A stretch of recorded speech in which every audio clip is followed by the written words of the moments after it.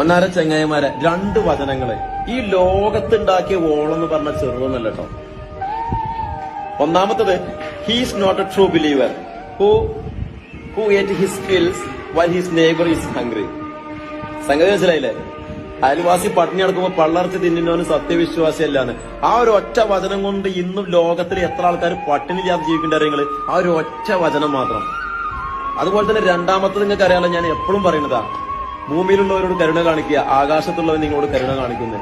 ആ ഒരു ഒറ്റ കാരണം കൊണ്ട് എത്ര ആൾക്കാർ മരുന്നും മുക്കുടിയും ഒക്കെ വാങ്ങാൻ ബുദ്ധിമുട്ടാതെ ജീവിക്കേണ്ട അറിയും.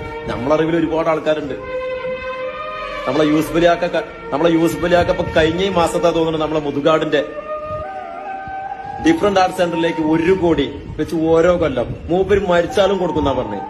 അത് വലുത്. നിങ്ങളുടെ കീഴ്പ്പെട്ട് പോന്നു കഴിഞ്ഞാൽ എത്ര ആൾക്കാരുണ്ട് നിങ്ങള്. കരുവള്ളിപ്പാത്തിക്കൽ വാപ്പുവാക്ക, മച്ചിങ്ങല് മുത്തുവാക്ക, മുഹാജിർക്ക,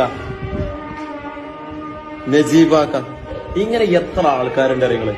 ഈ ചെങ്ങായിമാരൊക്കെ പിന്നിൽ നമ്മൾ വളഞ്ഞു തിരിഞ്ഞൊക്കെ പോയി നോക്കി അന്വേഷിച്ച് നോക്കുമ്പോ ചെന്നെത്തുന്ന ഒരു ഒറ്റ പോയിന്റിലാ. ഏതാണ് ആ പോയിന്റ്? മുഹമ്മദ് നബി സല്ലല്ലാഹു അലൈഹി വസല്ലം അദ്ദേഹത്തിന്റെ വചനങ്ങളിലാണ് നമ്മൾ എത്തിച്ചത്.